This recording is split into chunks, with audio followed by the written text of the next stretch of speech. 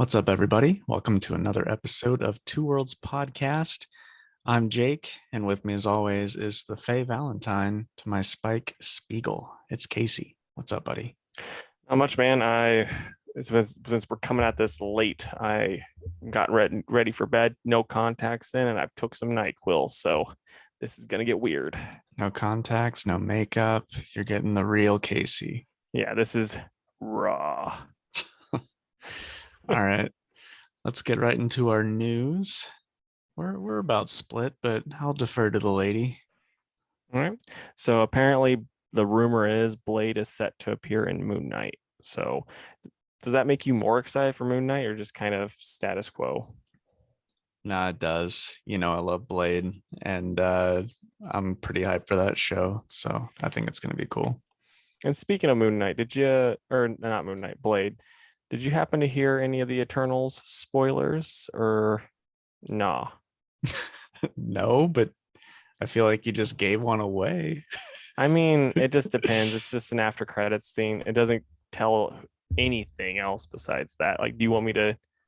Are you like, nah, I'm We're gonna in wait. too deep now. You might as well just finish. So I mean, if I had $1 for every time I heard that, but apparently, old Mr. Dane, he's like looking at his sword, and he's gonna grab it, and then you hear a voice that's like, "Are you sure you want to do that?"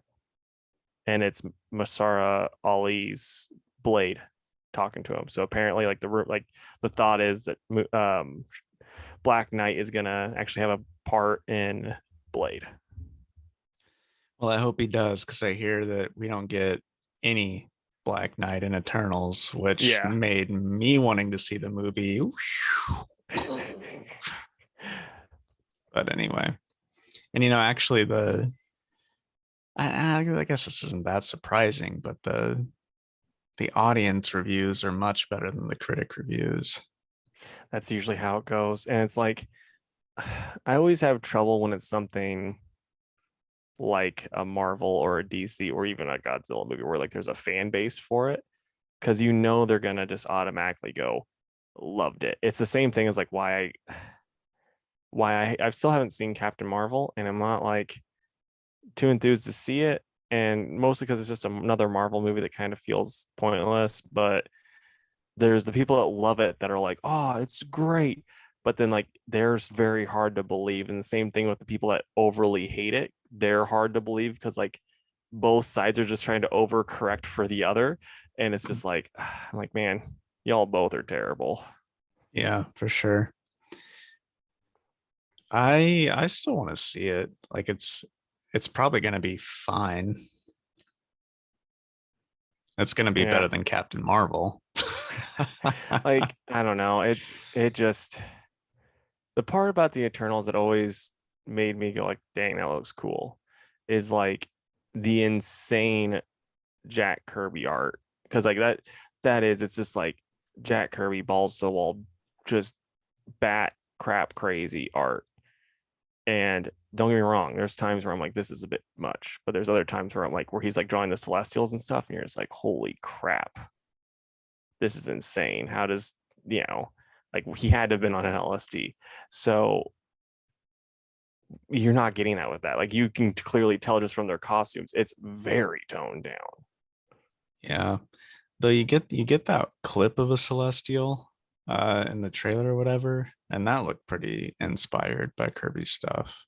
It does, but still, it's like Kirby's would have been like 5,000 different colors and would have been bright, and like they're still kind of doing like dark and drab. Okay, but you gotta admit some of that doesn't always translate No, well. it would not at all. I'm not gonna say, but I'm still saying like that's the only thing about the Eternals that I'm like, boy, this is cool. Yeah. Okay. Speaking of movie stuff, I saw today. I see that my autocorrect kicked in, but Seth Rogen's Donkey Kong is getting a spin-off film. So if you like stoner laugh, then you get another hour and a half of that. Yeah, that's not good. I don't like that at all because people are crapping on Chris Pratt being Mario, which fair enough because that's such a weird casting. But The Seth Rogen Donkey Kong is just as bad.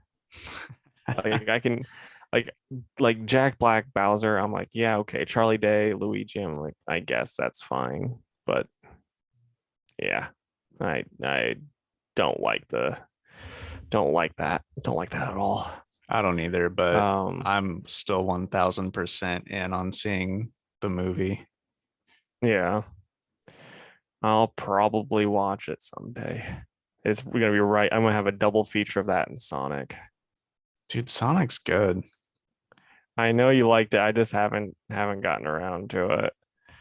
So Black Panther 2 has to shut down production due to Tisha Wright getting injured on set. I'm not laughing that she got injured, but my autocorrect, my spelling, it misspelled shut, so it just made me giggle.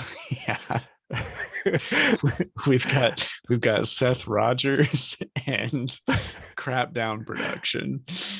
and then also some rumors came out that Namor is for sure going to be the villain of Black Panther, and Shuri is going to take up the role of Black Panther in the movie.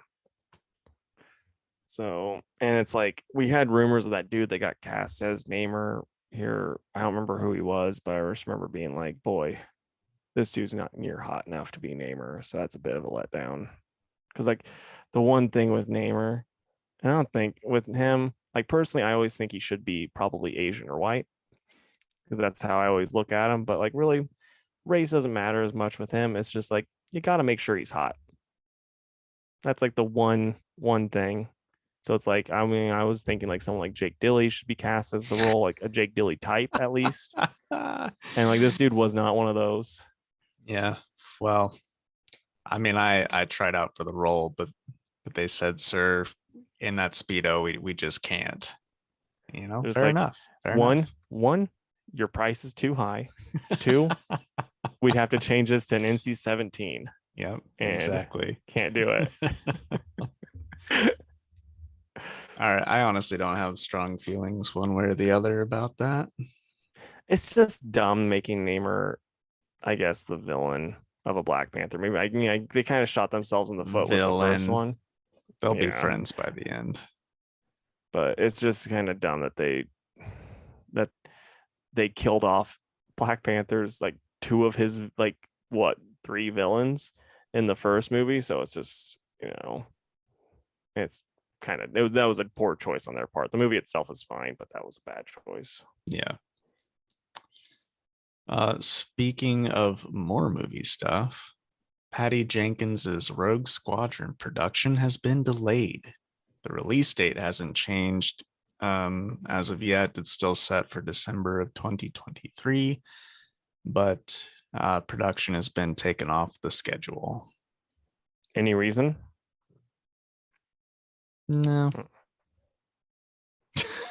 Okay. Yeah. You still excited about that movie, or you still kind of like on the fence?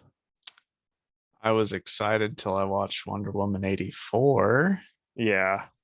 And now I'm still excited because I love Rogue Squadron, but we'll see. I'm gonna say this though, until proven otherwise, I'm gonna put the blame on the Wonder Woman movie on Jeff Johns. Yeah, I mean, fair enough. All right, so you might be excited about this. I don't know. I'm okay on it. I think he's got too nice of a face, but Daniel Day Kim is going to be cast as Fire Lord Ozai in the last Airbender live action movie or show. I mean, for that's coming on Netflix. And this is the dude. I'm pretty sure he's the same dude that was in Lost. And yeah, the dude, he just looks too nice. Like there's Fire Lord Ozai should look like someone that you want to punch in the face, in my opinion. And this guy, he kind of like, you're just like, yeah, I'd buy a car from you. I don't know. I mean, I feel like with the Ozai like hairstyle, Give him the goatee too. yeah. Okay. Also, I had to IMDb this guy because I knew the name. He was a bigger character in the new She-Ra cartoon. That's what I know him Okay. from. Good voice actor. Okay. I wonder what else he's done voice acting wise. I'm not sure. I just clicked out of it. Oh, don't worry about it. All right. Also, the Book of Boba Fett trailer dropped. Did you watch it? I haven't. I kind of like I saw that in the notes. I'm like, I'm gonna make sure I do that, and then I forgot. It looks cool. It Yeah, looks real cool, but you know, it's the same tone as Mandalorian, which was cool. So, yeah. It'd be weird if it wasn't. It was like this was the like the airplane version of Mandalorian. right? That would be weird. I'd be very into that though. So this person, his name's James Campia. He uh he got supposedly leaked Spider-Man Far From Home images. Spoiler, it shows the other two Spider-Men, and then another one shows Charlie Cox. But if you look at the pictures, they very well could be photoshopped, because like the Spider-Man one, he's Andrew Garfield's not Andrew Garfield, the newest Spider-Man, Tom Holland. Tom Holland. Yeah, Peter Parker. He's wearing a different, like not his Spider-Man suit that's for this movie. It's from the earlier movies. And then the Charlie Cox legs, it just looks like, when someone's in a wheelchair and their legs don't really match their body. And that's how the Charlie, like when you look at, like, oh, Charlie Cox is perfectly in this photo. Then you look down at his legs, and then they kind of look like those don't belong to him. Yeah, it looked horrifically photoshopped. Yeah. Like when I saw it on my broken phone at first, I'm like, yeah, that kind of looks like it could be real. Then like I kind of looked at it some more. I'm like, oof, never mind. Yeah, I wasn't gonna click it, but then I did just to see, and I don't think it's legit. Yeah. I mean, I'm still like hoping and praying that Charlie Cox is in it, but because like Yeah, I just need more Cox in my life. yeah. And he's a great Cox. He is. Let's see here. What else we got? Oh, so this cracked me up. We're getting more and more promotion for the Hawkeye show, right? And we're getting some pretty cool posters. But these posters are just blatant like rip-offs of David Aha's covers from Yeah. his Infractions Hawkeye series, which is whatever. If you want to use that, that's fine.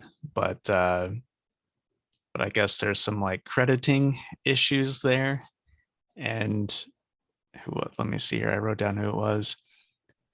Bruno Redondo, who is the current interior artist of Nightwing, said in a tweet, "Stop crediting just writers, mostly when the visual like stuff is based right off of David Aha's cover. Comics are a teamwork." And David replied, "Even better, stop crediting and start paying. Ha ha." That And I thought that was funny. is funny. Um, but Yeah, dude, because I mean, if you look at those, it's like they just traced it and then yeah. put the live action actors' faces over it. Yeah, that is one thing too. I was thinking about this the other day because someone posted, and this isn't even me going to be crapping on Tom King, but they posted a script, Tom King's Batman. And I think I'm blanking on the artist name because he gets like the best artists, so he had like a rotation of just amazing artists on that book. And I think it might have been Clayman. But so basically it was Tom's script and then what the artist did. And it was like Tom as the writer, like it's like that's why you see artists going over to writing on their own, because they know, like, because they're basically the directors, so they know how to do things better as far as like to make the story go better. Because like Tom's like, okay, close up on this button, and then like the next he's like, and then you have him press the button, and then you have him close up on this other button, and he presses it button again, and then like instead he has this awesome action shot of in the Batmobile, and then he presses a button and it shows both buttons. So then the next time he presses the button, he's pressing this other button that you already saw, but you're getting a better action shot. And it's just like, yeah, the writer's mind works in like, oh, we're explaining this while the artist is like, I can just show this in a much easier way. So it's like they kind of do deserve a lot of the credit. And Yeah, I mean, especially for these like movie posters. Yeah. That it's not original work. And then, So like, heck, even the whole style of that, what I've seen of that show, it's like they're very much taking the Fraction Aha style. So I mean, it's just like, come on, guys. yeah, who knows? Maybe if enough people cause a fuss, they'll, I don't know, at least credit the guy. Who knows? Maybe they'll give them a free subscription to Disney Plus for like a year. That'd be great. Okay, so James Gunn has announced via Twitter that Guardians 3 has begun filming. So that's pretty exciting. I think this is supposed to be his last Guardians movies outside of the Christmas one, or this is the Christmas one too. Yeah. That's cool. I like Yeah. those movies. So I'm glad that's finally happening. I feel like, I don't know, for some reason I thought the production had already begun, but I guess not. So Yeah. um so this was like a funny thing that I saw. We get to, and it's kind of, I say kind of funny because it sucks for one particular store. Diamond this last week sent out a shop's retailer exclusive cover to a bunch of other people. Wow. And, you know, Diamond account holders were emailed saying, hey, we did this. If you get them, please send them back. No, people didn't do that. Of They course sold not. them on eBay. So yeah, this store who paid, I gotta tell you, dude, a lot of money to get this exclusive cover. It was for Primordial #2. It's a beautiful cover. Um, yeah, they paid a ton of money to have that done, and Diamond was just like, "Here you go, everybody." They claim that the box was mislabeled. It It might this have been because it's Diamond. Well, they say it came from the shipper mislabeled. I'm Oh, like, okay. dude, you whatever. That's a whole other thing. But I feel bad for the shop. Um, yeah. Anyway, I just thought everybody, in case anybody thought Diamond wasn't so bad, even after listening to every single episode that I've ever talked about them, there's another example for you. Did you end up getting that cover? No, I didn't. I Dang. didn't. All right, so my last bit of news, and it's kind of a big one, and I'm gonna try to break it down as best I can, as unbiased as I can. Then I'll get your opinion throughout. But people at Image Comics are wanting to unionize, but this isn't the creators. This is the people that work in more of the office jobs. So they posted a tweet from Comic Book Workers United, and they're like, "We the workers." I'm gonna just read this whole stream of tweets, but we the workers of Image Comics have formed a union. For years, comics publishing workers have watched our professional efforts support creators and delight readers. Sadly, we also have watched the same labor be taken for granted at best and exploited at worst. Keeping our heads above water was the new normal before the pandemic, and since its onset, we have expected to take on even larger workloads with fewer resources. Our workforce and the comic book and publishing industry as a whole is overtaxed and undervalued. This is detrimental not only to the general staff, but also the creators we are paid to serve and the audience they in turn work to entertain. Our labor is integral to the comic book industry. It requires specialized skills, dedication, and makes quality publishing possible. We love what we do, but loving what you do doesn't mean you can't or shouldn't ask for improvements to your working conditions. It is with this in mind and with great hope for the future of Image Comics and the comic book industry itself that we announce our intent to form a union and request voluntary recognition. This should not be radical or revolutionary and is in fact a natural development for a company that started the way Image Comics did. And they kind of go on, kind of like fluffing up Image a little bit more. But then they had a list of demands. So first off, Image did not choose to recognize them. There's going to be a vote. They can choose not, like there's some people that might choose not to unionize, might not. But here's some of what they hope to achieve. They want to foster a more competitive industry as a whole, which that's, okay, good. improve staff morale through annual staff and management reviews to assess performance, workload, and whether there is a clear need to expand a department. The creation of more transparent company culture through monthly all hands-on meetings so all staff can better understand both the current and future priorities. Increase knowledge retention through the implementation of detailed record keeping and procedure documentation for all tasks deemed essential to any given role. Improve career mobility, the continuation of remote work for any employee who requests it, and the creation of a detailed policy outlining how the company provides reasonable accommodations and supplies for remote employees. Better overall product through the immediate addition of staff, particularly to the production and marketing departments. And this is the big one. This is the one, or no, next one is the big one, sorry. A long-term actionable plan to address the overall lack of diversity in both general staff and management. And this is the one that's like loses almost everybody. Renewed commitment to company values through the addition of collective voting options to immediately cancel publication of any title whose creators have been found to have engaged in abuse, sexual assault, racism, xenophobia, and homophobia, transphobia, anti-Semitism, Islamophobia, ableism, etc., until such time as said creators have engaged in meaningful reparations toward affected persons. So it's like, this is like, to me, it's like, oh yeah, you're making some good points with the COVID stuff. And it's like, I mean, I wasn't the biggest union guy for a while until like I heard the crap that the CEO of John Deere was doing. And then I was like, yeah, no, instead of getting a 600% raise, maybe you should pay the workers.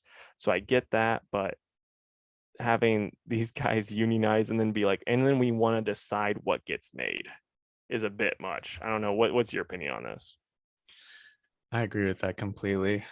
I won't get into should unions be a thing or not, because I think there's a time and a place for them.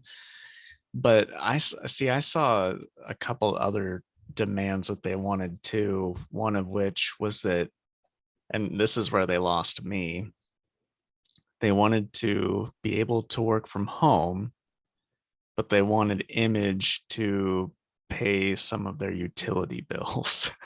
And it's like, okay, guys, you can have one or the other. Like, I mean, I get that one from the COVID perspective, because it's like, I mean, if you know, Image is like, oh yeah, your job is able to be done from home, and then, but we're going to pay you the same amount, even though now we don't have the overhead of the bill, you know, of like having the rented out building, all this other crap. It's like some of that extra money that you're saving is now being charged to me.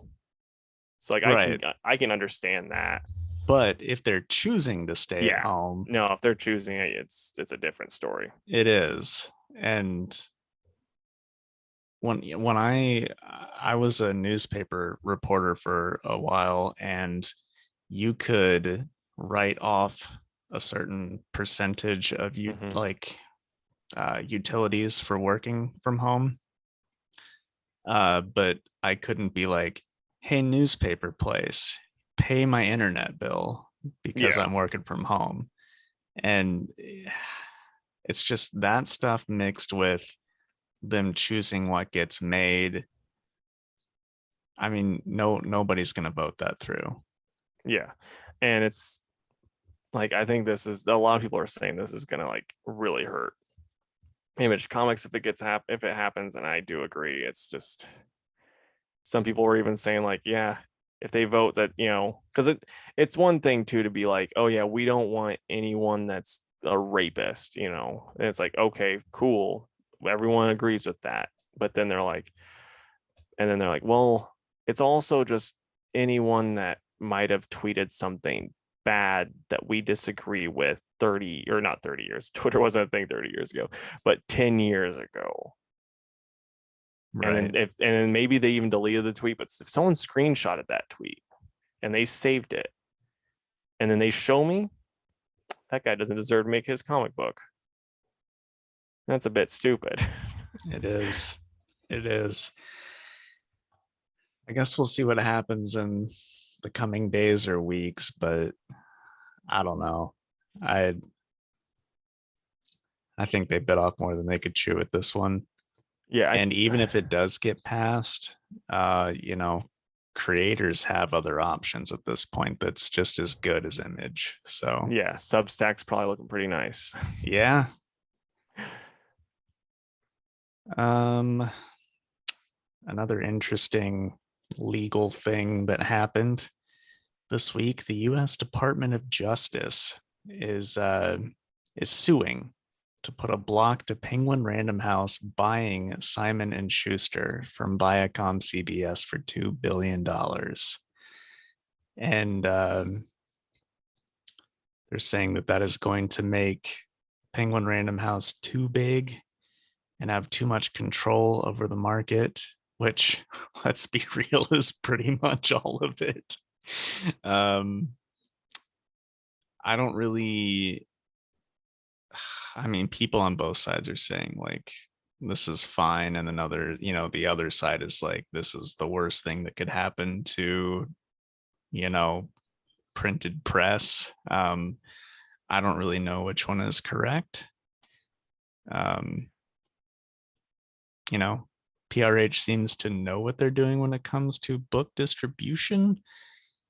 Some people are saying it gives authors like less chances of getting published or something like that. And I don't really, I don't know how it all works. I have no Yeah, idea how it works, but I don't know how it works either, but like part of me kind of looks at that and kind of goes, I don't know if that's accurate anymore though, because it's like, yeah, there might be less of a publisher that if you make, the head penguin mad, you're not going to get your stuff made. But at the same time, it's like there's Kickstarter, there's Indiegogo, there's all these other ways to now publish your stuff and get money that you don't even need that anymore. So I don't see why it's really an issue. I'm also just not a big fan of when the government decides to stick their nose into things, and then when they can be like, yeah, but the oil companies, they give us a lot of money, so we're not going to be worried about the crap they do.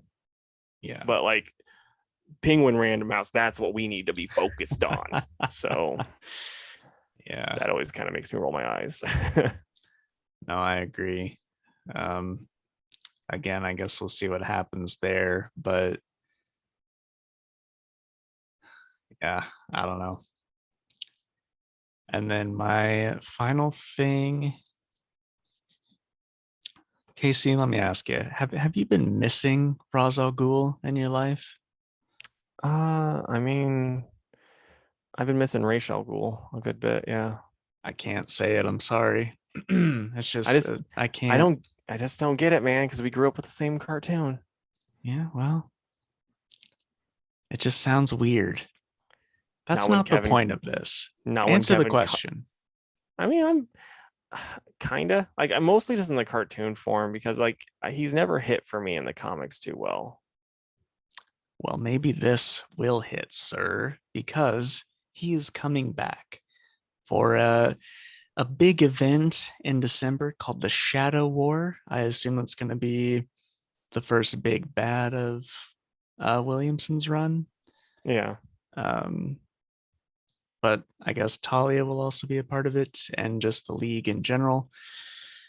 I assume, since it's called Shadow War, but it could be a neat thing, I, and we'll see what happens. did you read Superman and Authority this week?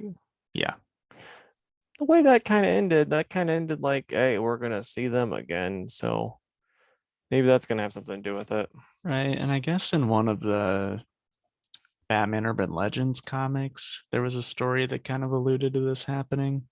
Oh, really? Yeah, I didn't read it, but that's what I read. So anyway, could be neat. If you guys like the Al Ghouls, then look for that in December. And I think that's all the news. I think So, so, man. all right. Oh, real quick. We had a request, Casey. Okay, what's up? I was asked to talk about how grading a comic book works. So I Okay. just want to take a couple minutes and talk about that. So there's really like three big uh, comic book grading companies. There's CGC, there's CBCS, and there's PGX.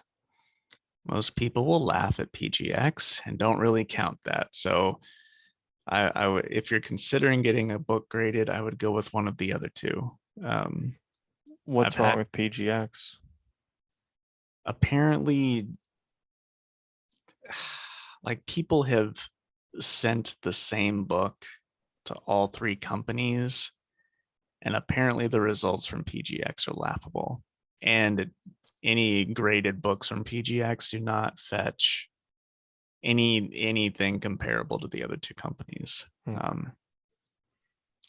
I've never really dealt with them, so I don't know. But yeah. So how it works is if you guys want to get a comic book graded, ask yourself, are you going to sell it? Or do you just want this book preserved for yourself? And that's really the only reason to get a book graded is you have one that you love so much that you don't want the grade to go down at all, or it's a first appearance or something expensive and you think you can sell it on eBay for a lot of money or whatever. So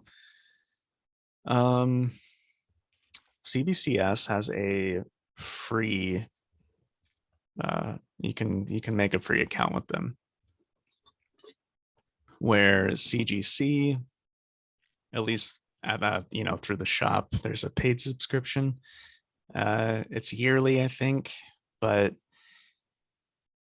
you just kind of fill out a little form and you give them your credit card info and you send off your book to Sarasota, Florida, and you'll see it graded again in like 6 months because the turnaround time is insane on these things.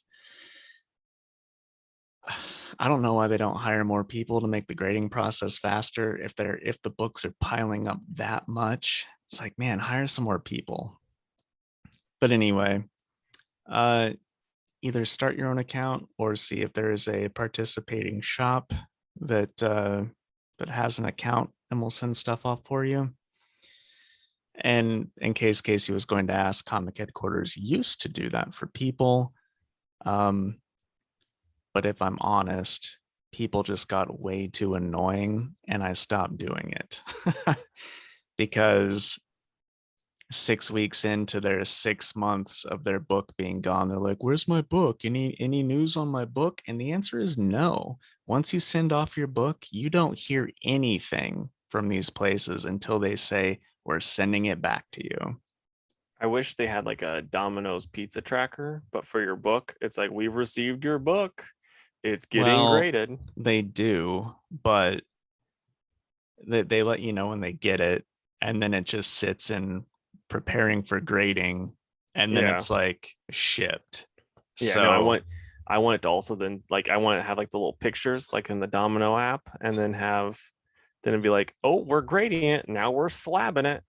Now it's on the way to you. right. um but yeah, otherwise that's kind of the whole process. You just fill out their form.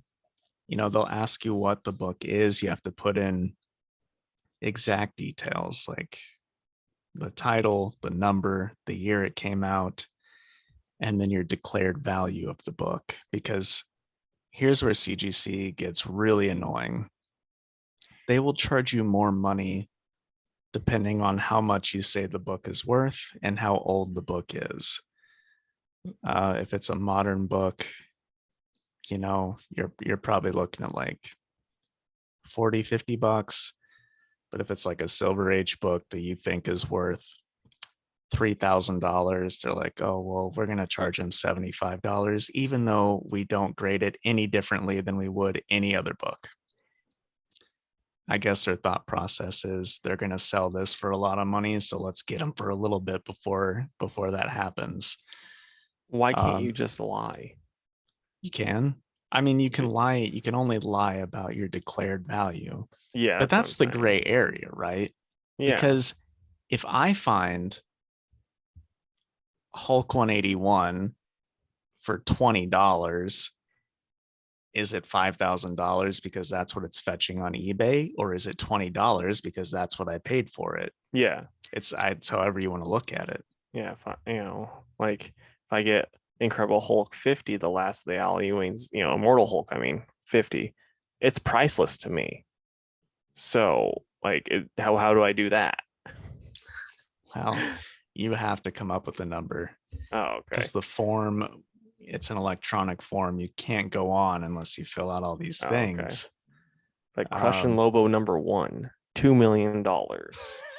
dude, I don't know. I know that there's like a max tier, but man, you're gonna pay like a couple $100 to have your Crush and Lobo graded. I want to send them Crushing Lobo and then be like, it's Action Comics #1. Like maybe they'll send it back to me. And I know that they do deals. Like a lot of people will, buy 40 copies of a current book and send them all off at once. And they'll do like bulk discounts on stuff like that. But really, it's kind of the Wild West.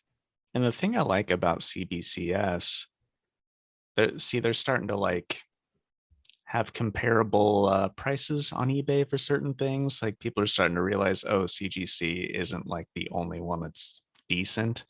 CBCS will authorize signatures. And Casey, from cons, CGC's like, if we don't have one of our guys that's pestering you in line to witness this, then we're just going to say somebody wrote on the cover and it's going to go against the grade. Well, CBCS will, they have professionals that look at whoever you say signed it, look at their autographs and determine whether or not it's real. I realize that there's probably some autographs that weren't real that, slipped through the cracks, but, I really don't think that there's some underground shady business going on where people are forging signatures out there, but who knows? Yeah. Um, but anyway, another good thing about CBCS is that they're much cheaper than CGC, and their turnaround time is about half the time of CGC. So it goes back to that. Are you going to sell it or is it just for you? Because if it's just for you, go with CBCS. You'll pay like $30 to have it graded and you'll get it back in 2 or 3 months. But if you've got something like Hulk 181, um, you're probably going to want CGC because they're tried and true for selling for the most, and uh, you know that's the way to go. So Now, have you ever, I don't think you have, because we usually go to the cons that have them together, but have you ever taken anything to CGC or the other one at like a con? no, but I know that they have walk-ups available Yeah. at larger cons like that. um I didn't know how that worked though. If like they just like, here, we'll take your book and maybe you'll see it again. Well, see, I don't know if they encapsulate at cons or if you just say, here's my book, and they say, okay, we're taking it with us back to Florida and we'll send it to you. I don't know how that Yeah. part works, but I feel like that's rare, especially nowadays, because cons haven't been around for the last year or two. Yeah. So, but anyway, hopefully that answers questions. If you have more questions that I didn't answer, just ask me. I'm happy to share anything that I can with you.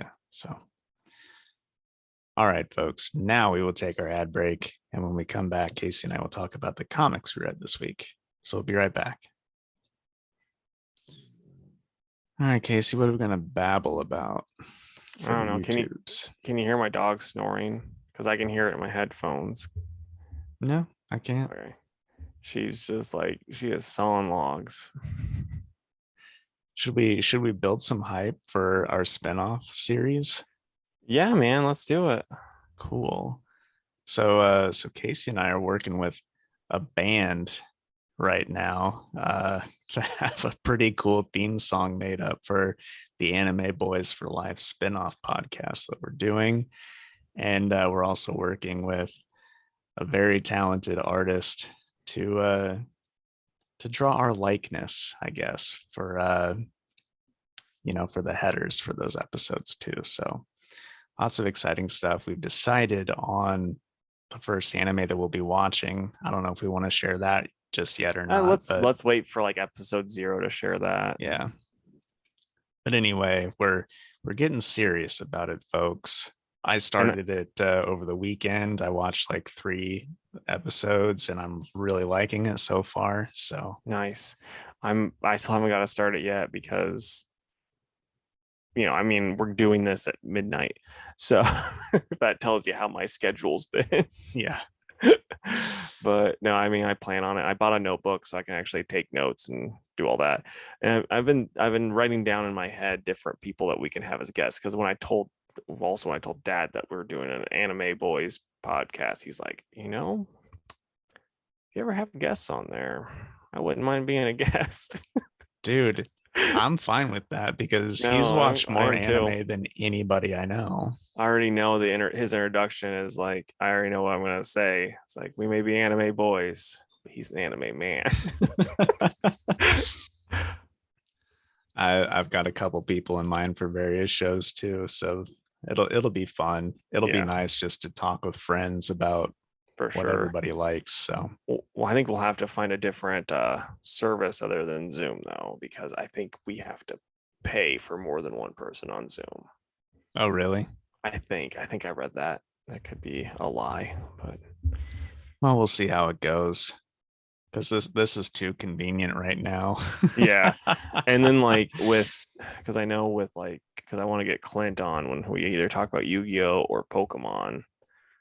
And so I can just go to him for that, and same with Dad. So That's true.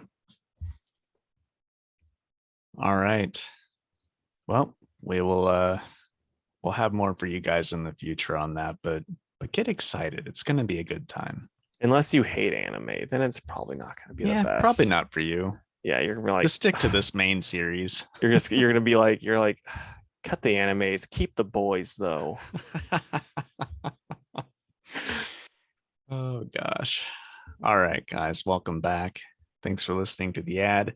And if you want to hear Casey and I sort of hype up our spin-off series, Anime Boys for Life, we're giving you the first juicy details over on the YouTube page, and that is just Two Worlds Podcast on YouTube. But anyway, Casey, what comics did you read this week? So, fun fact, first off, I read all of my comics except for Crushing Lobo and Doctor Strange of Avengers and a Tractor, because I got my comics on Saturday, and so I read them all today. So that was cool. But I read Crushing Lobo, number 6 of 8, Batman Reptilian, issue 5, Doctor Strange, their Death of Doctor Strange, The Avengers, Newburn, number 1, Good Asian, number 6, Teen Titans Academy, number 7, Batman 116, Primordial, number 2, Batman Superman Authority Special, number 1, and that's it. All right, I read We Don't Kill Spiders, number 2, Darkhold Blade, number 1, Mr. Miracle, Source of Freedom, number 6, Icon and Rocket, number 4, Static, number 4, Hellboy, Bones of Giants, number 1, Dark Knights of Steel, number 1, Arkham City, Order of the World, number 2, Primordial, number 2, Batman Superman Authority Special, Batman 116, Death of Doctor Strange Avengers, Death of Doctor Strange Strange Academy, and Teen Titans Academy, number 7. I also read the not Teen Titans Academy, the Doctor Strange Academy, even though I asked for it and you didn't send it, but I got it on Comixology. Why didn't you say something? I mean, what was going to happen? You were going to overnight it to me? Maybe. No, I just was like, it's not a big deal. And then I was like sitting unloading trucks today. I'm like, I want to read it. So I was like, I'm gonna read it. So I read it. Yeah. Spoiler alert. I think you were probably better off not buying it. Oh, you didn't like it? I thought it was fine. It had absolutely all to do with the rest of the story. So Yeah, I mean that's usually how Marvel tie-ins work, though. yeah, well, I'm not happy about it. Anyway, so which ones did we read together? We read the Strange Academy one that you loved, Superman the Authority, or Superman Batman Authority, the Avengers one, Primordial, Batman, Teen Titans, and that was it. Okay, cool. I think I've You got had a few more than you. you do. All right. So real And quick, set the timer for the hour man. Hourglasses are for counting extravaganza time. all right, here we go. Darkhold Blade #1. This is actually from last week. I had just missed it. It's by Daniel Kibblesmith, and art is done by Federico Sabatini. I don't really know what this had to do with the Darkhold stuff, unless this is just like this is an outcome of a Darkhold thing. Uh, basically, the vampire disease or virus, whatever you want to call it, sweeps over the world. Some mutants get turned back into humans, or they become vampires. And Blade just, I don't know, he just decides that the only good vampire is a dead one, apparently, because he kills just pretty much everybody in this. But what is funny is that like Kingpin is turned into a vampire.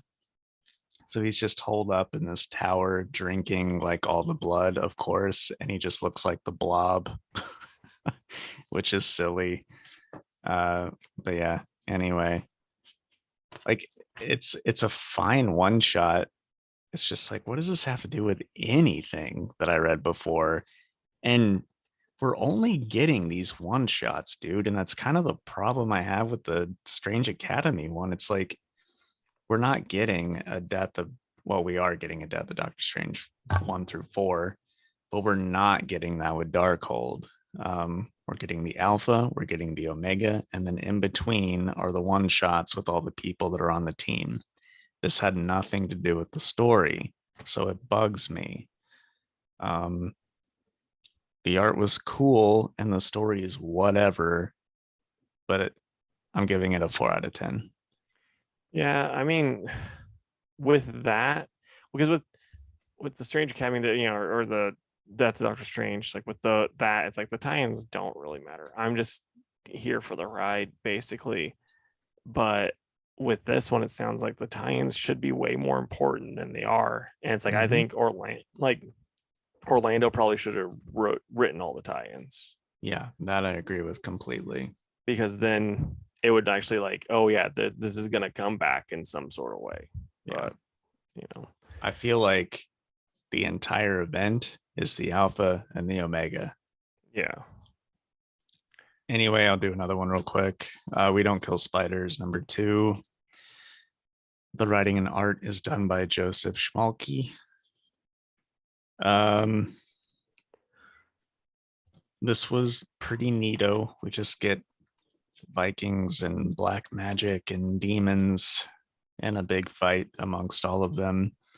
And turns out the Viking clan is also werewolves, and they were cursed with lycanthropy, if you will, by this witch's like mom or grandma, and that's why they're so uh, intent on having this witch killed, even though she is innocent. And then at the end of the book, some like black magic birth happens, and we get a new character called the Black Goat of the Woods. And it's just a creepy shadow demon with 3 eyes and more than 2 goat horns. So this book is weird, but it's cool, and I kind of like it. Like this is the kind of fun the like Blade could have been, but it actually like moved the story somewhere. So I liked it Didn't a lot more. didn't the last issue end though with like a pig man? Yeah, that's the demon that's in this. Oh, okay, okay. So there's like Sorry. a big fight. And not only is it a pig man, I don't even know what you would call this. It's a pig centaur, a pig tar. But like It's the a it, man part is still just a pig. it's a pig man horse. Yes, it is. But yeah, I don't know. Like it's cool, and like I think the art's real good. Like From the what I can action. see without my Oh yeah, that's contacts right. in, That's right. it does Anyway, look cool. I didn't want to be like, since I have the camera on, be like, what is it? right. Yeah, I feel that. So But yeah, I'll give that one a 7. It nice was man. like good enough, you know. Yeah, I'm glad you went with one that you liked a little bit better because I'm gonna start off with Crush and Lobo. So I was like kind of like, oh yeah, this isn't bad. Oh, this is by Tamaki and who does the art? The art's actually pretty nice. So I'm gonna feel bad when I talk about how terrible this book is. Um I'm having trouble finding the art, but so I'm just gonna talk about it really quick. Yeah, this is like a filler issue for a mini series, which is never a good thing because it's just basically this alien they're in lost the space Vegas, and this alien comes up to her and she's like, "Hey, are you the girl that I'm supposed to go on a date with?" And then she's like, sure." And so then go on a date together. And oh, here's the artist is Fimike Nalupan. Art is really great, but this story sucks. It's one of those things where like we've been giving Tamaki the benefit of the doubt with Detective Comics. Like she's a very good writer, but this hasn't been. And I'm like, now I'm thinking to myself, I'm like, maybe She-Hulk and her future state stuff is kind of the outliers here because this is really bad. But it's because it's just like they're having a date and then she fights some monsters and then like a monster stand-up comedian that was saying mean things to her and nothing to do with Lobo. It doesn't move the story at all. She's on a time crunch that, oh, I'll die if this time reaches 0. But hey, I'm gonna spend my time going on a date with this person that I've never met and not keep looking for Lobo. And yeah, it's just not a good time. I'm going to give it a 2 out of 10. Okay. Next for me is Mr. Miracle, the Source of Freedom, number 6. And this is written by Brandon Easton and FICO Ossio on the art. So this is the last issue of this miniseries. And really it all comes down to Shiloh, accepting who he is as a person, that he's been afraid to unmask himself and show the world who he is. So he decides to just kind of embrace that, and he challenges Navir, who is Scott and Barda's, uh, I'll say, offspring, to do the same, because they're just going nuts, killing people and trying to take over worlds to keep Mr. Miracle and Big Barda's legacy alive. And Shiloh's like, you should be living for you, not to keep your parents' legacy alive. So, like, who are you as a person? And, it's kind of cliche because that stalls the fight enough, um, where it makes her really think about that and think, well, do I want to be enslaving people and worlds in the name of my parents? Like, would they want that? And then some mysterious boom tube opens up and takes Navir away. And somehow, and I was a little confused on this, somehow Shiloh's parents, who have been missing for a very long time, show up because of space and time travel and help Shiloh win that fight. But then a boom tube also takes Shiloh back to Earth. And we find out that that's because Oberon had set that up to where, in case something terrible happens, at least Shiloh would get back home. And that's all fine and dandy. He, calls his agent and is like, hey, set up a press conference for tomorrow. And then he calls that chick that he went on that terrible date with in issue 1. And he's like, hey, I'm back. Let's try that again. And I won't be a jerk this time. And she's like, okay. And spoiler alert, the last page, he unmasks himself to the world. He was worried about a black man being under the mask and people not accepting that. So he just decided to come out with his identity. And then it ends. And it's super jarring that he would find out his parents are still alive, get sucked back to Earth, and then he just doesn't, there's no internal dialogue or anything. It's just hope I see him again someday. I just feel like he'd be more messed up over that. You know what I mean? Wait, I have a quick question though. How does it end? Does it say, it's done, or does it say some basically kind of like how Marvel will be like, the story will continue later or whatever? It doesn't. Oh, It just okay. said, someone in the crowd is like, who is Mr. Miracle? And he takes off his mask and he goes, Shiloh is.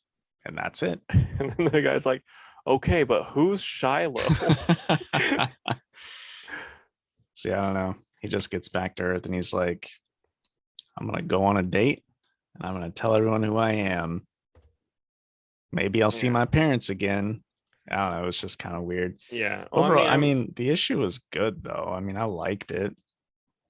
And the series is it was a really solid mini series. I, as you knew at the beginning, because I talked about it, I didn't have high hopes for it, and it ended up being pretty good. I'll give that issue a 7, and then overall the mini series probably an 8. There was a lot more good than bad.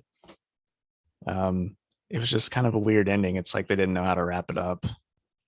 yeah. I mean, I have a feeling they're gonna Marvel that, it's gonna come back with another mini, but I could be Hope it wrong. does. Okay, so next is Batman Reptilian. It's by Garth Ennis and Liam Sharp. And so I was excited about this series, less for Garth and more for Liam. And I'm not gonna lie, the first couple issues of this, I'm like, the art was just too dark for me. Like that was the only downside to it. I liked it. It was just too dark. This is the best art this book's had yet. And the story itself is it's kind of funny in spots. Like Garth Ennis is pretty funny, but I don't know. Like his writing is not my favorite, but I do enjoy Liam Sharp's art in this. I mean, I'm trying to find a really good look at the big old monster. Yeah, that's good. Yeah, and Batman's such a jerk to Killer Croc throughout because first the monster is because it's Killer Croc's kid that popped out of him. And so then the thing's trying to suckle on him like a mammal would. And then then it tries to mate with him. And then Batman's like, you're not good for us for nursing and you're not good for screwing. Oh, what good are you? You have to stop doing your Batman voice. Because it's too good and it scares you because you got some criminalness up in you. I just feel like you've probably blown out some speakers at this point. But no, I mean, like I said, I enjoyed it. The story itself, I'm just kind of but the art is fantastic. So I'm gonna give it a 7 out of 10. I'm glad that you like it. Yeah. Okay, Icon and Rocket.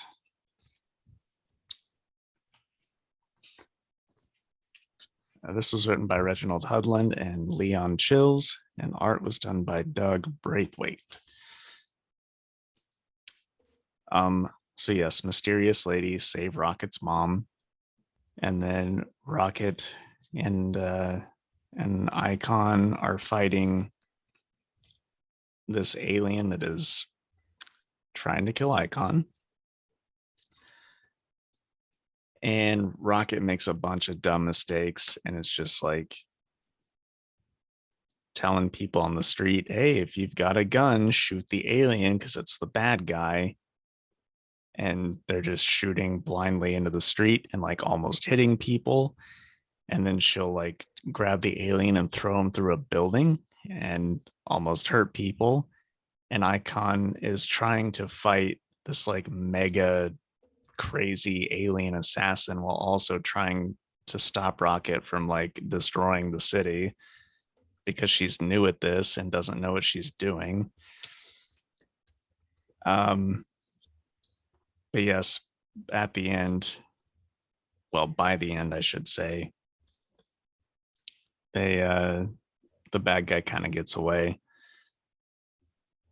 But Icon takes Rocket and Rocket's mom to one of his mini hideouts. This one's like under the ocean, and it's pretty cool. And they kind of have to explain to Rocket's mom that, Icon says, I think that she has a lot of potential, and I'm trying to help her in the right direction to do some good on this world, especially because whenever Earth's technology gets good enough, I'm out of here. I want to get back to my home planet. um, and then at the end, we get like a team of alien assassins that are going to go after Icon and Rocket instead of just the one. So I don't feel like Icon scolded Rocket enough for like nearly killing a bunch of people. I feel like that should have been more of the focus than just, well, this alien failed, so next time there's going to be 4 aliens. It's like this book was good because it dealt with problems of the world, and I feel like they didn't do that enough in this issue. But it was still enjoyable. The fight scenes are cool, the art's good, and you know, there's got to be character growth. So it is what it is. So I will give that one another 7. Nice. So next up for me is Newburn by Chip Zdarsky and Jacob Phillips. So this is just about this dude who used to be a cop who now is a private, like a sort of private investigator. Basically, he is, as he describes it, like later on in the comics, he's kind of like the like the UN. Let's try to find the page where he says it, because he works for all the different mob groups, like the Russians, the Yakuza, all of that. And he's like what you would, like the UN bomb inspector or whatever. So it's like so he just like he's free to work with whoever, if like the Russians are like, oh, someone killed Billy Two-Timer and we need to figure out who did it. Maybe he two-timed somebody. And so then he goes in and he investigates and he finds out who did it and kind of cleans it all up. And he doesn't work against the police, doesn't work with them. He's his own guy. And it is good. I really enjoyed it. There was one part that was kind of funny when after he kind of gets the person to confess about the killing and stuff, and he was like, they're like, you used to be a cop. Can't believe that you're working with the mob now. He's like, well, I was a good cop. And if I was working with the mob back then, I'd be a dirty cop. So that's why I'm working with them now. And it just made me laugh. But yeah, it's a good time. The art's good. The story, it's like one thing that kind of had me disappointed is I was expecting this. Like, it's Chip Zdarsky. It's a crime book. I love both of those things. It's gonna be just the best. And I'm like, it's good. It's like, I'd say it's like an 8. It's nothing that's gonna make you go like, oh, I'm like, you guys all have to read this. But it's like, yeah, check it out. It's pretty good. Well, maybe it'll get better next issue. Yeah. Okay, next up for me is Static number 4. It's written by Vita Ayala, and layouts are done by Crisscross with finishes and color by Nicholas Draper Ivy.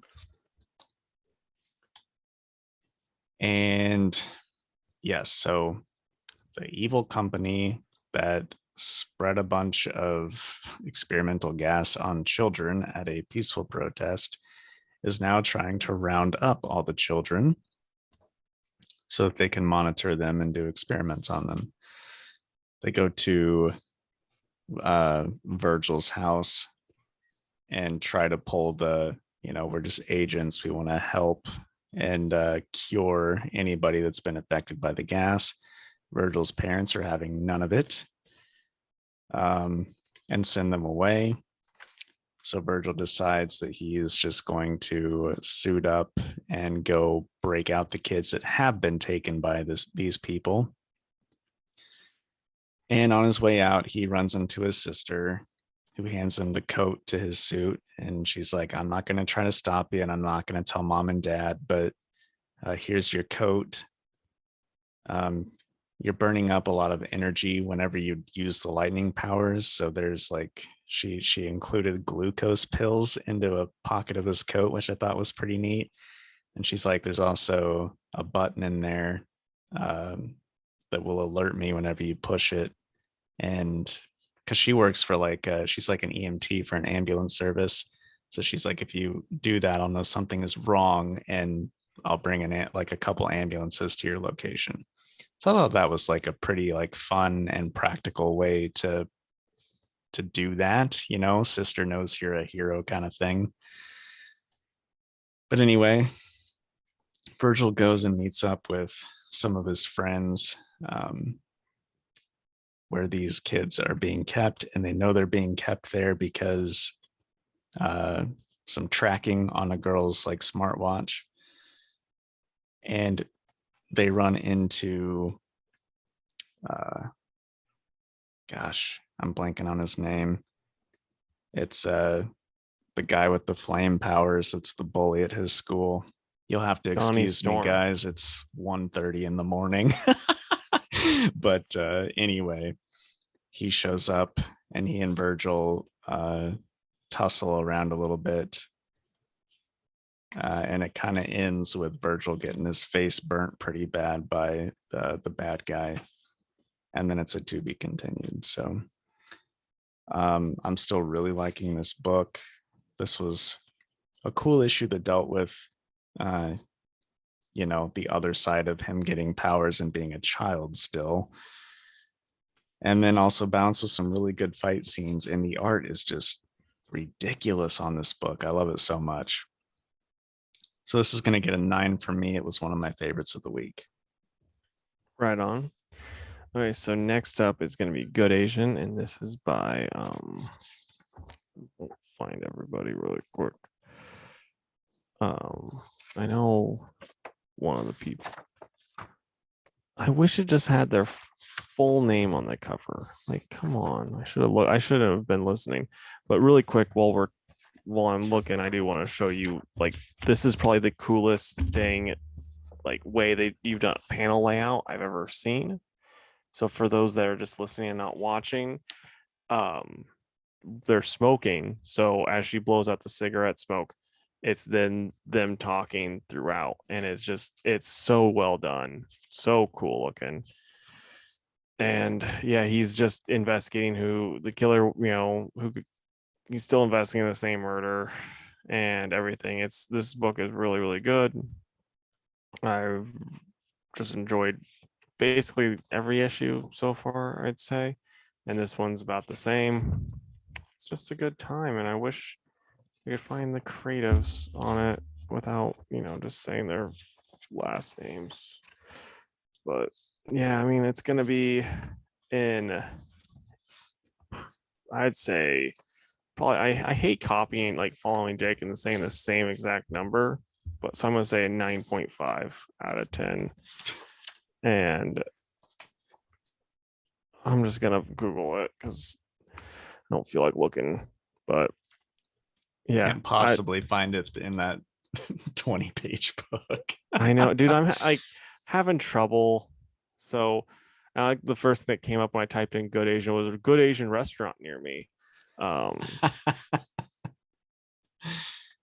But yeah, and I mean it's oh yeah, I knew his name because you laughed a lot when I said it the first time, but it's written by Pornsak Pichet Shotes. And then find the Alexander Teffingi is on the art, and the art is really, really great. And Pornsak does a really good job writing this story. I'm like, I look at you and you're just like trying not to laugh, but no, I mean he's I don't very, know what very you're talking talented, about. and I love a good crime story. So yeah, it's really good. Okay. Hellboy, The Bones of Giants, #1. It is written by Mike Mignola and Christopher Golden, and the art is done by Matt Smith. And this is that one that I brought up several episodes back that had to do with Norse mythology and whatnot. It was really cool. I mean, gosh, this was just way better than that Silver Lantern Club one that I read. But essentially, there's like a crazy lightning storm going on in Sweden. So the BPRD go out there to check it out. Hellboy and Abe. Abe is along for this one, which is always a good time. And they find this body, and next to the body is Mjolnir. And nobody's tried to pick up Mjolnir because lightning keeps hitting Mjolnir like every minute or something. So naturally, Hellboy walks up to it and picks it up with his big hand. And the thing is he can't let go of it now. It's like stuck in his hand. He cannot drop it. So he's like, well, I know a guy here in Sweden, so we'll go talk to him. So they go, and I don't know, like apparently this guy has been in other Hellboy comics before, but I have not read them. But this guy has a daughter now, so the daughter doesn't want to let them in the house, but then he's like, Hellboy's like, well, tell your dad I have Mjolnir, and he'll let us in. She's like meow meow. Yeah, meow meow. It's cat denning.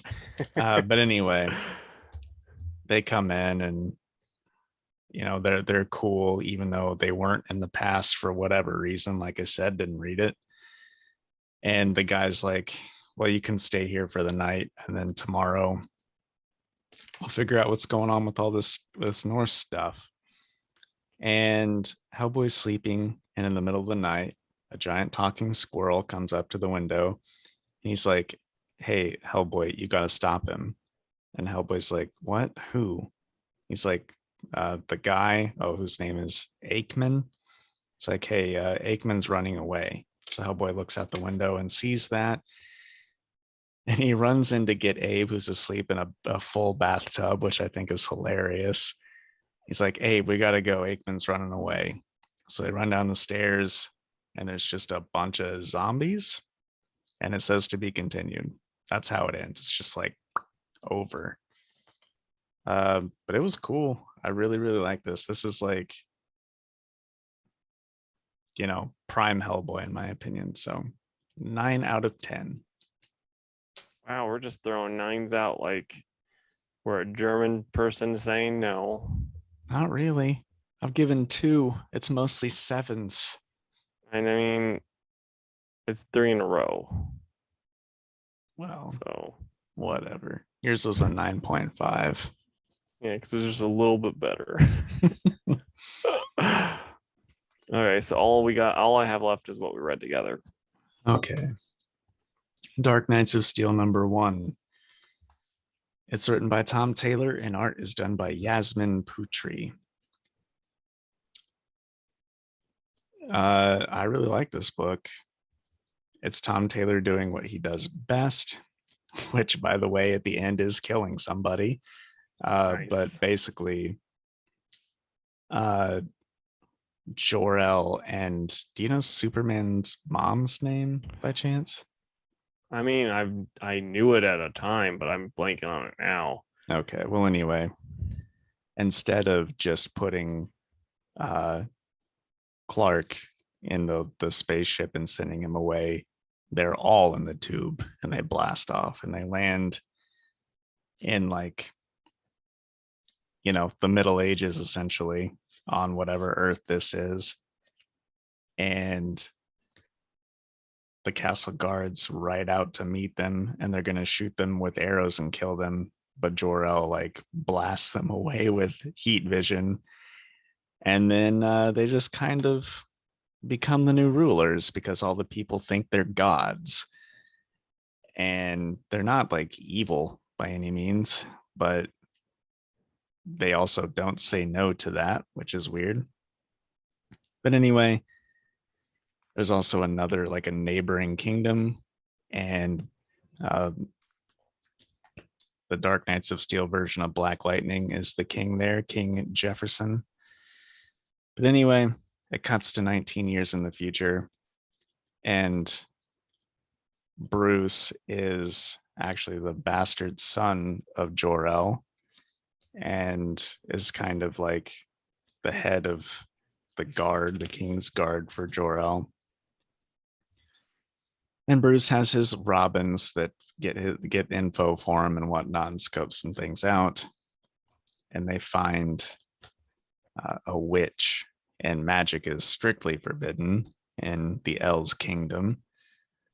So Bruce goes to arrest this evil witch who's breaking the law. She's a banshee who screams and causes destruction. Any guesses who it is, Casey? I almost said Black Widow, Black Canary. It is Black Canary. I was gonna be dumb and say that I think Silver Banshee. Yeah. Is that it? I was gonna say probably Silver Banshee. She's a banshee, right? Right. Anyway, Bruce goes to arrest her and she's like, we'll have some of this, and does her screech thing, which destroys the entire building around Bruce, but doesn't kill him. And he's like, how am I alive? And she goes to screech again, but Clark shows up even though he's not supposed to be there and like puts a hand over her mouth. And Bruce cracks her with the hilt of the sword and they take her back. And the L's are kind of just saying, how could you go? You're supposed to be here so that we can protect you from magic like that. And Jor-El goes and has a talk with Bruce, and that's where we find out that Bruce is the bastard son of him and whoever. It doesn't say who the mother is other than Martha, of course. But they keep talking about the Green Man. The Green Man is the bad guy. And that's who they should be looking out for the most. And then it cuts to the forest right outside the castle. And Green Arrow is sitting in the tree. I'm spoiling all of this for you, by the way. Green Arrow is sitting in the tree. And we see the Green Man's hand. It's Green Lantern. It's like, the ring spoke to me, Oliver. This is how the world is saved. So he uses the ring to power up an arrow, and Green Arrow shoots it. And yeah, it hits Jor-El straight through the eyeball, right into the head. And he falls over and dies in Bruce's arms. And then it says to be continued. I wonder if Jor-El's wife, Laura Van, was upset. I Googled. Ah, okay. Thank you for doing that. Yeah, no problem. I guess we'll find out. It's one of those things where Bruce is the bastard, and I don't like that.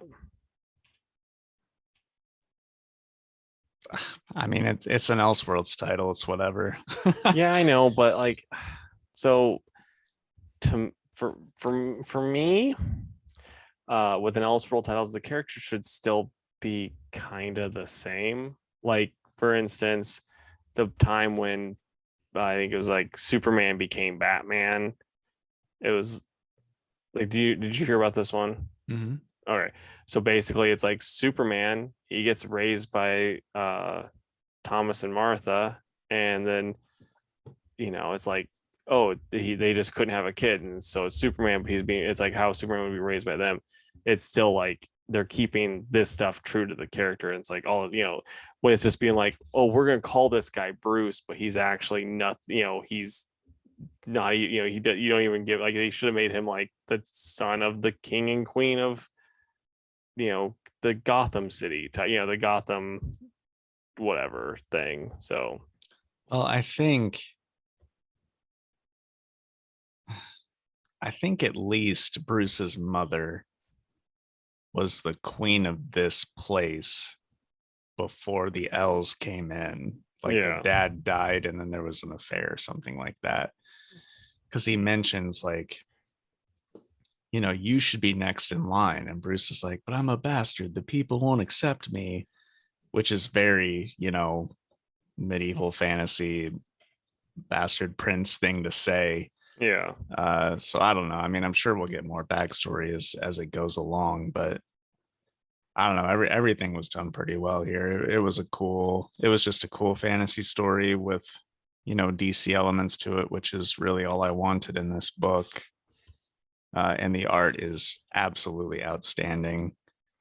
I mean, the cover artist, I know you can't see Casey, but you've seen the ads Oh, for it. I have seen that. Yeah, Um, that's outstanding. but the cover artist does all the interiors too. So Nice. I really, really liked it. And I hate you, Casey, because I'm giving it a 9 out of 10. And I realize that is now several in a row. But anyway, moving on. Arkham City, Order of the World, #2. It's written by Dan Waters and art is done by Danny. Yeah, we've got more creepy 10-eyed man. We've got more Azrael. And God is talking to Azrael, telling him who to take out to keep Gotham safe.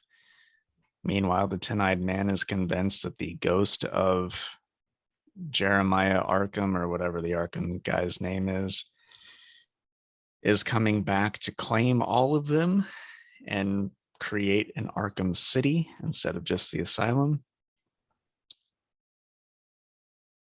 And yeah, Azrael, God tells him that the person he needs to take out next to keep the city safe is the doctor that's housing the 10-eyed man and is trying to like help him. So it was pretty awesome. Like a lot of other stuff happens, but it's just a lot of talking and story building and stuff like that. But man, it's just still such a dark and creepy story. But I love it. I love that Azrael is such a huge part and not just Batman. And the 10-eyed man is so disturbing. I'll say disturbing, but I love it. It's really, really good because you can't tell. He claims that the 10 eyeballs in his fingers, that he can see out of all of them. But sometimes he'll look and say he sees something, but it's not there. But other times he'll like put his hand up to a wall and he can see what's on the other side of it. So it's just so weird and you don't know what's real and what's not. But anyway, I really love this book. This one's actually a 10 out of 10 for me. There was nothing that I disliked. Nice, man. All right. So are we on to the books that we read together? All right. So what order? Let's start with Strange Academy since you didn't like that one. Then we can go Titans Academy. And then what do you want to do next? You tell me. I don't care. Okay, let's do Titans Academy and then Batman, Primordial, Avengers, and then Batman, Superman. Okay.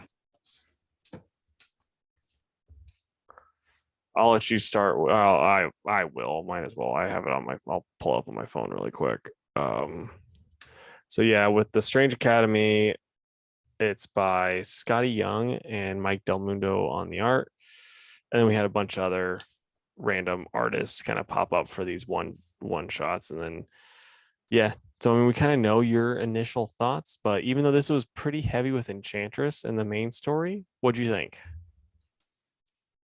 Art is amazing. I didn't know that I don't know anything about these kids, but I didn't know that she had kids and that they were at the school, but I thought that was pretty neat. Mm-hmm. Like the initial, like them telling the kids, hey, unfortunately, Doctor Strange is dead and you all have to go home because it's for your own safety. Like all that is totally fine. Um, the story, like this main story itself, I thought was pretty fun. I like Weird World.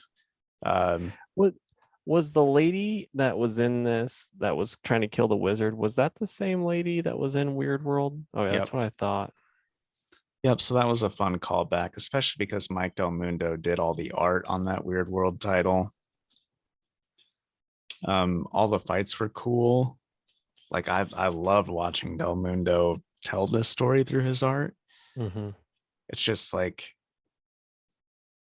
I always hate I hate you, mom, but in Yeah. 10 pages they're like, love you, mom. It's just Mm-hmm. ugh, but whatever. I mean, at least Enchantress wasn't bringing up a bunch of like, because she could admit there's the thing where it's like the two fighting back and forth. She's like, oh yeah, I would have been a terrible mother, so it's like good thing you were with your dad. And that was about, it's just like, yeah, I still love you guys though. It's better than them being kind of like, oh, well, I don't like you, I don't like you either. Well, we love each other now, that type Right. of stuff. Yeah. There was one thing that really annoyed me. I'm trying to find it right now, and I hate when this happens in comic books because it's like literally just it's so easy not to do this, but they like so like one part the bad guy is throwing this magic thing at the one girl, and maybe this isn't yours, but he's like, he says you are a worthy foe, but I am tiring of it. And he throws it, and then she hits it back and then knocks him down. And she's like, you are a very unworthy foe, and I'm ready to end this battle. And like I had to read that a couple of times because it's like, wait, so she's saying you're worthy because it's her bubble that says it. And then later on, she's like, right next panel, she's like, you're an very unworthy foe. So it's clear that he was the one that was supposed to say you're a worthy foe. So I didn't catch that, but I was going to bring up another time that Yeah. happens. There was another time, Hmm. yeah, when it's The when what's she's so like, funny? yeah, it's like, huh, what's so funny? And she's the one and then it's like, I wasn't trying to penetrate your gross skin. And like it that's such an easy thing to catch Hmm. as an editor. Like that's literally your job. And like you didn't catch, oh man, that just And not annoys me. once, but twice in the same Yes. issue. So that, yeah, that really, really annoyed me. But then afterwards, we kind of got these like to show what the kids are doing now that they have time off. And I mean, I'm sure this was really cool if you've been reading this and you know these characters. But like for me, since this is just me kind of reading it, I'm like, oh, this art's pretty neat to see throughout. I like Peach Momoko drawing a Saint Bernard. Yeah. I mean, there's nothing that I can be like, oh, I'm really complaining about this. Seeing the old, oh, your favorite character, the Dormammu's Dormammu's kid, him with his mindless guy. I like that one. Make him a lunch. But Right. yeah, I thought this was fun, and it's like if it wasn't for that, I would personally rate it higher if it wasn't for that part where it's like, oh yeah, you can't even do your job right part. Yeah. So where is your rating on it, even though you didn't like it? Probably like a 5. I'm at a 7.5. All right. Teen Titans Academy number 7. This was written by Tim Sheridan and the art was done by Rafa Sandoval. We get a whole bunch of monkey business in this one, Casey. What'd you think? I liked, so like it's I'm kind of torn on how I feel about Grodd in this, because like Grodd is like a brutal, crazy, but then like not crazy, but brutal monster. That's how he should be in this. He's kind of a nice uncle. He's a monkey's uncle. But yeah, so that kind of has me torn, but I did like that he was nice, at times, and I like that aspect. The main story itself was kind of so. I do like Gorilla Greg. I love his name, and I like the character a little bit, but How can you oh not love Greg? He's yeah. so great. And then but like the other Titans where they're like, he's clearly evil this whole time. And then like his one friend is like, guys, there has to be more to it. They're like, no, he's a bad guy now. We gotta fight him. And then they're like, it's also like, why would you even try? It's Grodd. He beats he gives the Flash a run for his money. And then they're like, no, I think we can handle us children who aren't very well trained. So Yeah. and it's like maybe that's how kids would react. I don't know. But yes, that was kind of dumb. But yeah, like I mean, it's at least I'm enjoying. Like I enjoy every issue. I've enjoyed at least one of the characters that are new, and this is no different. Like this time it was Greg. Last time I think it was the Rags girl. So yeah. Yep. For me, I like the story. The art is ridiculous. So I'm gonna Hmm. give it an 8 out of 10. I'm at a 6 because the story like this was a little the dialogue was a little too chatty for me, but it was still good.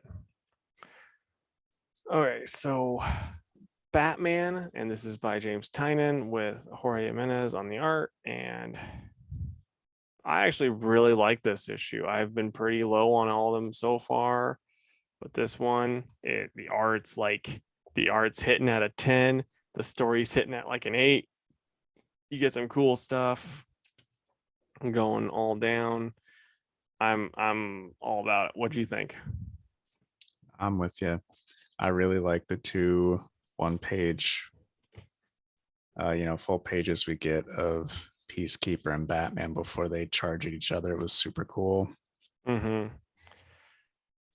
One thing I don't like is it's still another one of those things where it's like Ghostmaker is just better than everybody else. It's like he hacks into their thing and he has his stuff going on and he's like beating up all their guys and he's like, huh, oh boy, I wish I was allowed to kill you, but I'll just make you feel like, it's like wish you were dead. It's like I bet Batman would be having a lot more trouble than this guy. This guy is because Yeah, Tynan loves writing his guys good. one of my small complaints is like we get Peace or Ghostmaker for like 2 pages, and I was like, oh Yeah. man, we're gonna get some cool Ghostmaker action. No, we get him for those 2 pages, and then that's it. It's like, man, I kind of wanted to see him do a little more in this, but whatever.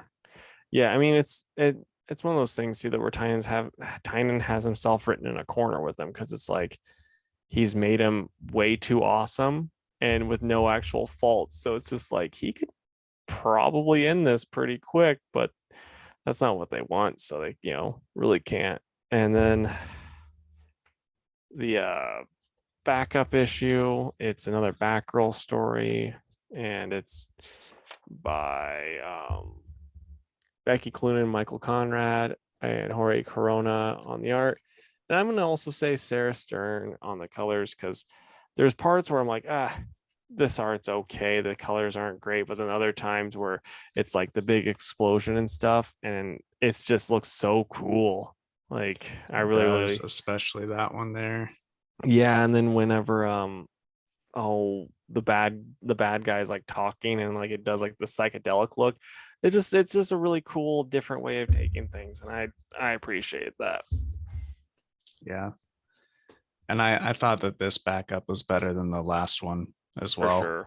Um, it looks like there's going to be one final backup in the next issue, which is Tynan's last issue before they, get their own series. But I'm really enjoying it. And overall, this was the best issue we've had in several, just Yeah. overall.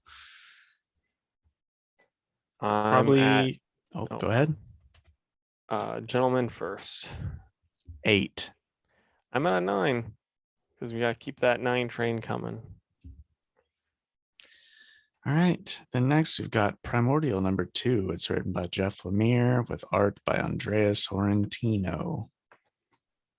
Let me get a backup story for a little puppy dog.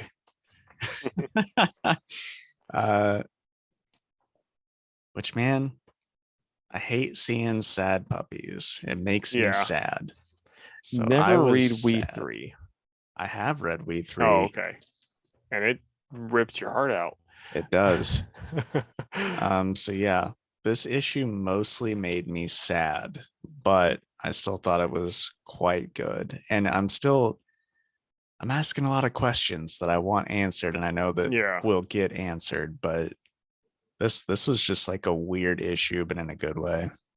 Yeah, no, I absolutely love this. But yeah, I agree with it making me sad, but just I thought it was so dang good. Like the only thing that made me go like, man, this is a bad part about it is it felt like it was 2 pages because I was Hmm. just like, holy crap, this is really good. And then I was like, Well, just not a lot of dialogue. I mean, yeah. it's mostly just art, which is And fine. Sorrentino's art in this, it's like he's stepping up his game, and his game was already, He's doing 2 styles. yeah, it's Liam Sharp stuff. It's awesome.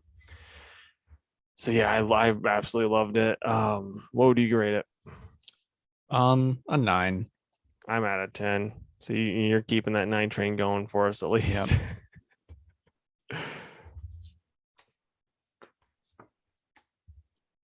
All right, so we have the death of Doctor Strange, the Avengers, and this is by Alex Pocknadell and Ryan Bodenheim. What do you think of this? Because I think you might be the one that might not like it because I actually enjoyed it. I liked it more than the Strange Academy one because it at least felt like it had more to do with the story than the other one. Um, Tony was cool in it, you know. So I'm gonna see if you agree. This was like a really well written Tony, in my opinion, and I think whenever I was reading it, sometimes you hear like the voice of the character that you're reading. It was giving me vibes of Earth's Mightiest Heroes. Oh, I could see that for sure. So I mean, like, and I mean that's like a given, saying like, oh, this Batman gave me Kevin Conroy vibes. It's that level of like quality if you haven't seen that show. So like, yeah, I really liked him, but the Thor was a little lacking in my opinion. Yeah. Well, it's tough, man, because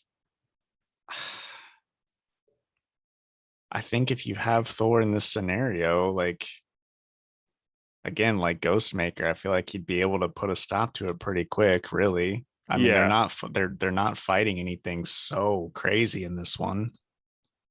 is my only thing that annoyed me is like he got clapped on the head, which it's like even the way he got clapped on the head, it was like, oh, coming from behind.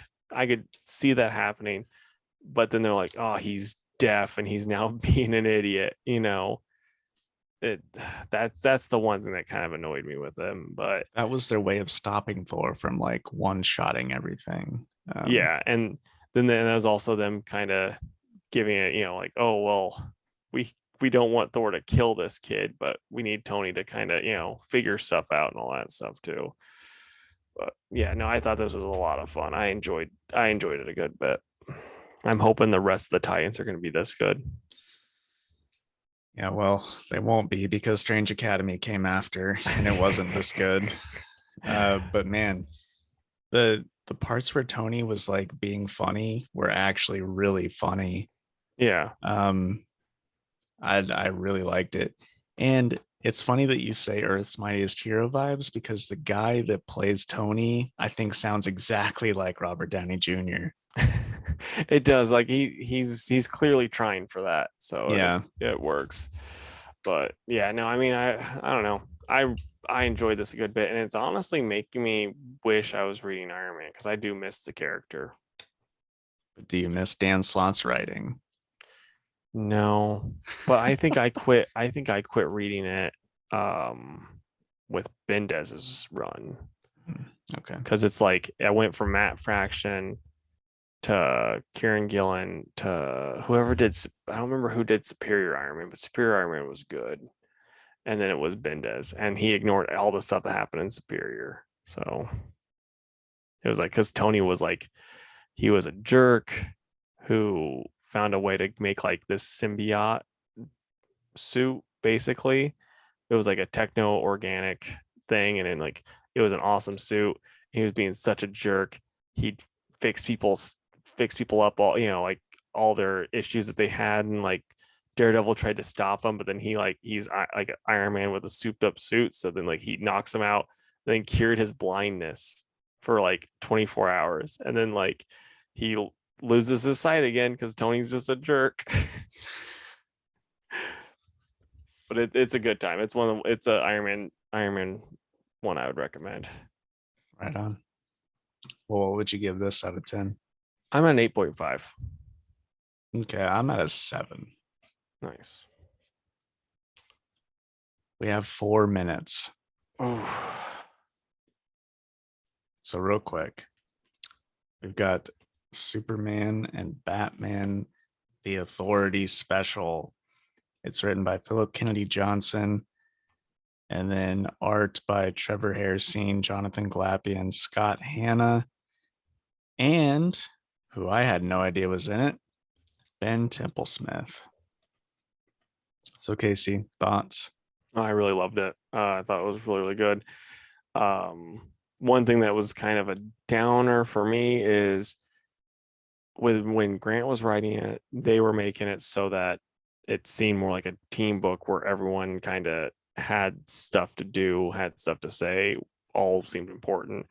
This one, it's like Batman, Superman are important, Midnighter's important, and Apollo might do some cool stuff, and then like Enchantress teleports them. That's it. So we don't get as much team wise. Yeah, I agree. I mean, I couldn't even tell you what a few of them did other than that they were just there. So, Yeah, but it was nice seeing Temple Smith's art. He is amazing. I love when he draws creepy DC stuff. That's what he and excels at. and then it's also like it worked. I'm not a huge fan of like swapping art, like back and forth, but this worked really well since it was like, oh yeah, this universal shift type thing. I Yeah, really like that too. yeah, I did too. It was really cool. I liked the bad guys on Shadow Earth. And man, I never thought we'd see Temple Smith draw people like Apollo and Steel, you Yeah, know. Um, yeah. What would you give it? I'm at a 9. I really, really liked it, even though like my minor complaints, that it still was super good. I was left going like, I like this a lot, and I said that out loud in the tractor. Okay. Uh, I'll probably give it another 8. Wasn't quite 9 material for me, Yeah, but still well, good. dang, stopping that German no train for sure. All right, man. What are you excited for next week? Um, I am gonna go with Wonder Woman, probably, as well as Robin and Batman. And lastly, gosh, there's a lot out, but not much for me personally. Probably Joker. That last one was really good, so I'm gonna go with that. See, you missed the one that you actually are excited about. I know you did, because it's the one that I'm most excited about. Action Comics number 1036, because this is the war world. This is where he's going to explain why the Superman Authority is so different. All that Gotcha. that's on both of our lists. Let's be honest. Yeah. Um, and then I'm gonna say The Thing. I am so pumped for this book. If it's not a 10, I'm gonna be upset. And then what's the furthest place from here? It's Rosenberg. He's been tweeting about it a lot. I'm excited. I'm wanting it to be really, really great. All right. So to finish up on our a good friend of ours had their birthday last week. They turned 67. Godzilla, friend of the show, talk about him all the time. He had a birthday, so I just was wondering, what are your favorite, comic book monsters, just giant monster characters that you're like, yeah, I like this guy. Well, I mean, honestly, the first one that came to mind was Godzilla. Yeah, yeah, Before I knew your preface there. So Godzilla. And then one I've not really read a lot of, but I always thought just looked super cool is Fin Fang Foom. yeah. Um, Jormungand or the World Serpent, especially from Walt Simonson's run. He is awesome. And then Devil Dinosaur, in particular, the Kirby stuff. Nice. I mean, there needs to be a drinking game where you like, for the people that listen, every time you mention Walt Simonson's run on Thor, they do a shot. Like, I'm just keeping it real. Yeah, man. All right. So for me, odds are, Godzilla's on this list. And then I'm gonna go with Fin Fang Foom also because I love that character. And I'm trying to think. I can't remember the character's name. I've only ever seen pictures of him, but he's like, it's this giant monster that was like united. It was like USA lizard or something like that. I'm trying to find it now. It was like literally a Godzilla type monster that had like the American flag on its belly. And it's like, it was a Marvel Comics thing. It was so stupid, but like the pictures are so funny. Um, what would be another one?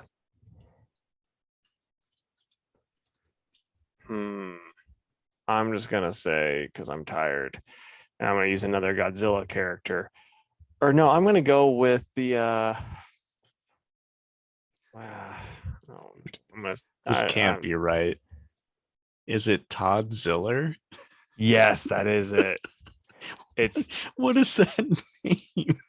it's like this Todd Ziller, American Kaiju. yeah, here's his picture. I found it, if you Oh, can I'm see that. looking. I'm Okay, I know, I looking. meant for the viewers. Oh, that's a really good picture of him though.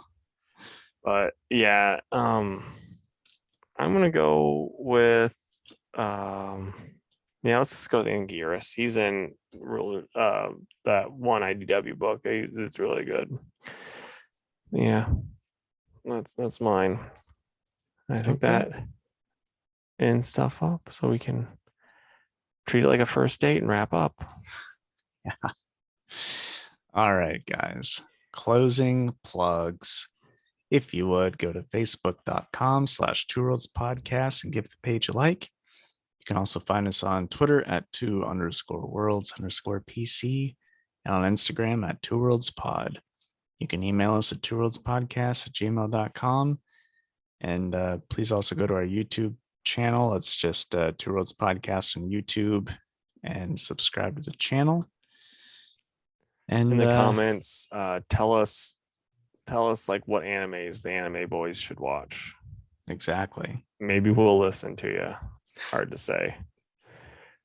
Well, we'd love to stay in chat, but we've got a bounty to catch. See ya, Space Cowboy. Bye, guys.